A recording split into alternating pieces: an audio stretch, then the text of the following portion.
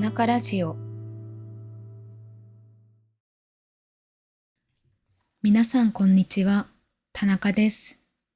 最近私の YouTube チャンネルで漢字キャンプというシリーズの動画をアップしました。この漢字キャンプは80個の漢字を14本の動画で学ぶというコースです。本当は4月頃にリリースしようと思っていたんですけど、予想以上に準備に時間がかかってしまって、6月になってしまいました。でも頑張って準備した分、たくさんの方に喜んでいただけて嬉しかったです。漢字の勉強をどこから始めたらいいかわからない、今まで勉強した漢字を復習したいという方は、ぜひこの漢字キャンプシリーズの動画を見てみてください。さて、今回のテーマはホームシックです。この田中ラジオを聞いている方の中には、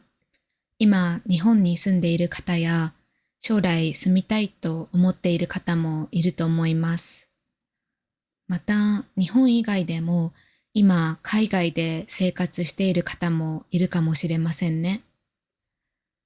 自分の慣れ親しんだ土地を離れて新しい場所で生活をするとき、多くの人が経験するのがホームシックです。私も日本を離れて海外で生活をしたとき、ホームシックを経験しました。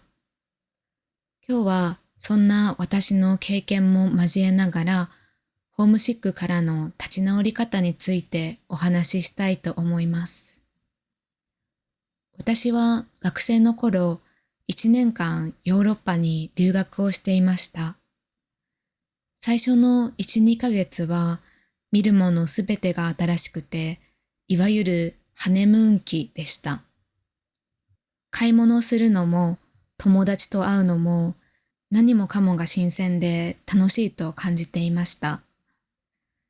今思えば1年間という留学期間の中でできるだけいろんな経験をしてたくさん友達を作らなきゃと必要以上に焦っていたと思います。時差ボケのせいもあったかもしれませんが、夜になっても全然眠くならなくて、深夜に部屋の掃除をしながら朝が来るまで時間を潰していたこともありました。でも3ヶ月ぐらい経って、だんだん日本の食べ物が恋しくなってきたところからホームシックが始まりました。言葉が通じなかったり、何かうまくいかないことがあったりするたびに、日本の方が良かったなぁと感じることが多くなりました。最初の1、2ヶ月の張り切っていた時期の疲れが一気に来て、しばらくいろいろなことにやる気が起きないことがありました。そんな私がどうやってその辛い時期を乗り越えたのかなと今思い返してみると、いくつかの要因がありました。一つはお気に入りの場所を見つけたことです。最初は新しい土地で居心地のいい場所を見つけるのが難しかったですが、その中で少しでも自分がほっとできる空間を見つけることができたのは大きかったと思います。私の場合はよく行くスーパーとか、近所の広場のベンチとか、学校の図書館の中のパソコンルームがお気に入りの場所でした。そんな落ち着くことのできる場所がだんだん増えていって、最後には街全体が私のお気に入りの場所になっていました。もう一つは自分と同じような留学生とたくさん話したことです。当然ですが、留学生の友達も自分と同じようにふるさとを離れて海外に来ていました。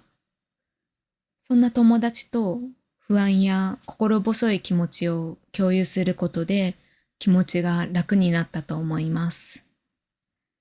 自分より先に留学に来ていた友達には、現地で生活するために必要な手続きを教えてもらったり、トラブルがあった時に手伝ってもらったり、本当にたくさん助けてもらいました。そしてその土地の言語を話せるようになったことも、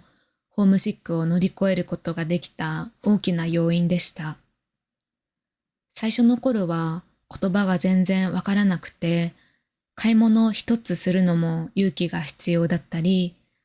別に怒られていないのに相手が怒っているように聞こえたりして、会話をするたびに落ち込むことが多かったのですが、言語がわかるようになるにつれて、相手のことをもっと理解できるようになり、自分の言いたいことも伝えられるようになって、会話に自信を持てるようになりました。こんな風にして、私はだんだんホームシックから立ち直ることができて、日本に帰国する頃には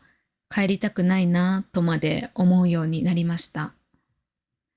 ホームシックは誰にでも起こることだと思いますし、これから新しい場所に適応していくための重要なステップだと思います。ホームシックになっている時は辛いかもしれませんが、それを乗り越えると、その土地が自分の第二のふるさとのように感じると思います。もし皆さんの中にもホームシックになったことのある方がいましたら、その経験をコメント欄でシェアしていただけると嬉しいです。さて、今回もエピソードに出てきた単語や表現をいくつかピックアップして PDF を作りました。無料でダウンロードできるので、概要欄のリンクからぜひチェックしてください。お便りコーナー。それでは今回も皆さんから田中ラジオに送っていただいたお便りを紹介します。今回はイギリスのシェインさんからです。好きな漢字は何ですか？そうですね。好きな漢字はいろいろありますが、幸せという漢字が好きです。幸せという漢字は、辛いという漢字とよく似ていますが、辛いに一本線を足すと幸せになります。何か辛いことがあっても、今は幸せになる途中なんだと思わせてくれる漢字です。以前 YouTube のコミュニティ欄で、日本語学習者の皆さんの好きな漢字とその理由を聞いたことがありましたが、いろいろな答えがあって読んでいて面白かったです。皆さんも漢字の勉強をしながら自分のお気に入りの漢字が見つかるといいですね。皆さん、いつもたくさんのお便りを送っていただきありがとうございます。お便りは概要欄のリンクからお送りいただけますので、質問やメッセージを送りたい方はチェックしてみてください。それでは今日も聞いてくださりありがとうございました。また次回お会いしましょう。